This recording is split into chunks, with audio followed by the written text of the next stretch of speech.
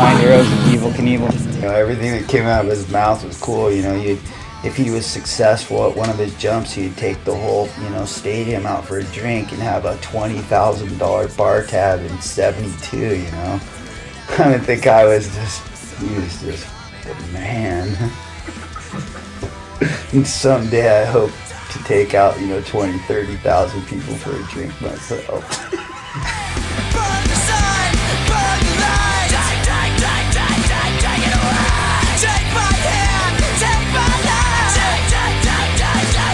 Well, basically, I think that there was a generation of scared people that just didn't follow in Evel's footsteps. And, you know, it's always been in my blood and a couple other people's blood, like Seth's blood and a couple other lads. And basically, we just pulled it all together and gonna take over where he left off.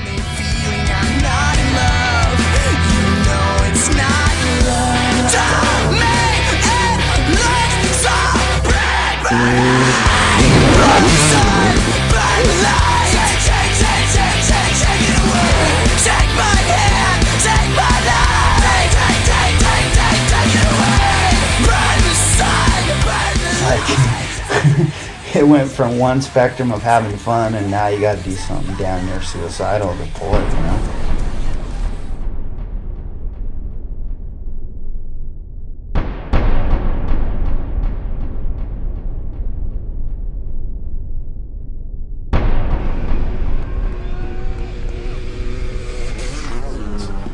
It's a calculated risk, you know. It's still completely life-threatening, but, you know, you put everything, all your homework together, and if everything comes in line, you know, just it should just basically, you know, go like, you know, like clockwork. I'm sure both Trigger and Larry are on the backside, out of sight, wishing each other luck. Either way, one of these guys is gonna walk away from the record. Oh God. Oh God. What do you think? I almost hit him. I flew directly over the top of his head, and it was just a really close call. And nobody knew where I landed because everybody was scattering, kind of miscommunications.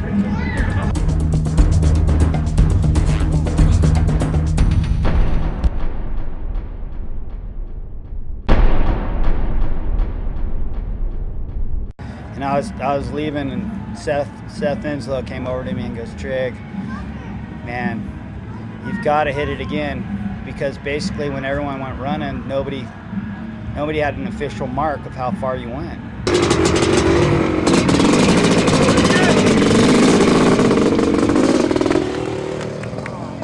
He jumped. Everyone was still on the ramp, just, you know, getting all the distances down, and he jumped over their heads. He wants to do it again.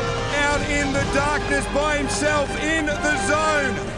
A thin white line up the takeoff ramp. Oh, look out! Oh, yeah! Trigger GUMM! Oh, my God! Went up to the approach, and I went off the top, and I was just flying, absolutely flying. I peered down at the spectators, and they were so far down. And basically just just pulled it, you know. And it was beautiful. It was just surreal. I've been waiting so long to do something like this that it feels really good.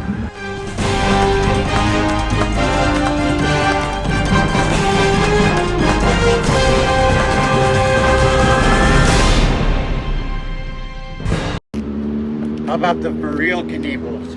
The real Knievel kids. 70 to 72, Ontario Motor Speedway, every summer for 3 months, meeting all the drivers, watching the Ontario 500. They destroyed the racetrack now, but it was all the rage when I was a kid. And I was in Ontario. My family, that's another story. The family I grew up in broke up. And we moved from Upland, you know, fairly middle class And then Dad went one way, and the mom and the kids had to go to South Ontario, 101 North 13th Avenue. I'm on 101 Street right now. Grew up around the 101, PCH. Anyway, I'm a KNIEVEL kid. We're latchkey kids. The parents went to work in the 70s, left us home alone and all that shit, to fend for ourselves, do all this stuff, be home by the time the lights go on, where you can be. We all got beat back then. No fucking around. And you get your ass home before the lights turn off. So when KNIEVEL came around, I didn't even know, I had just heard of him. He's going to be jumping today. He was jumping 19 cars. That was 1970. When the folks broke up 69 and officially divorced in 70. We had moved to Cucamonga, small house, 3 months by the orange groves. Couldn't afford it.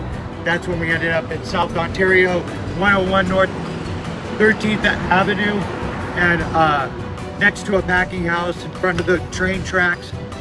Now I'm dodging trains every day. Like the adults on American Bandstand, we had to, and then do the bunch of chicken. Kids are people too, walking to, Bob McAllister. And, as time goes on, we realize what kind of a fucking country we're living in. But that we were already going through the gas crunch, odd and even days. The mom never washed the car, piece of shit, Maverick. And she was a pop stand girl at the racetrack on the weekends. And we got in for free. And so now Evel Knievel's jumping 19 cars. He fucking makes it. We watch it go around. You have no idea how blown away that the adrenaline, and is this guy gonna make it, the build up, it was all in a day. Mind blowing. And completely enamored with this guy ever since. And then we don't have nothing to watch him on. You don't hear about stuff. And then I saw him jump again in 72, and that was 25 cars. And then I got sent to Michigan in 1974 for a year, and I still have the ticket. He's gonna jump the Snake River. He was always gonna jump the Grand Canyon, which this kid does later. But that's what that was all about. And then they couldn't get the license for the Grand Canyon. They do the Snake River. And I mean, he's gonna kill himself. That's what we all, but no, he's not. Evil's gonna make all his kids in the front line, man. I mean, we were fucking screaming for him. We would die for KNIEVEL. He talked to us after the fucking jump, tell us to stay off the nitro. You blow your car all to hell. You don't want to be on this fucking on drugs and nitro too. It is what it is, but we all do what we do. But who knows what that saved? That was always on my mind. And you don't know what saved you from a drug trip, because so many, 99% died that go down that fucking avenue. And especially athletes. I became somebody. I did something. I invented tricks. I went on. And all influenced by this guy. I was 9 years old. See, 1970. No. Yeah, I was 9 years old. 8, 9. What the moon shit happened when I was 8. So it was 9. Shit was happening back then. Boom, boom, boom. Learned how to skate down Ukiah Way, where we watched the moon TV bullshit. But for 3 days, 2 blocks, all partied together. Houses were open for 3 days. People had pools. Kids were all just playing. Baseball, all that stuff. Days were longer, man. It seemed like. But I want to sell my Evel Knievel. I have the little car, rocket in the, brand new condition still. And then I have that ticket, the actual ticket. I got sent to Michigan.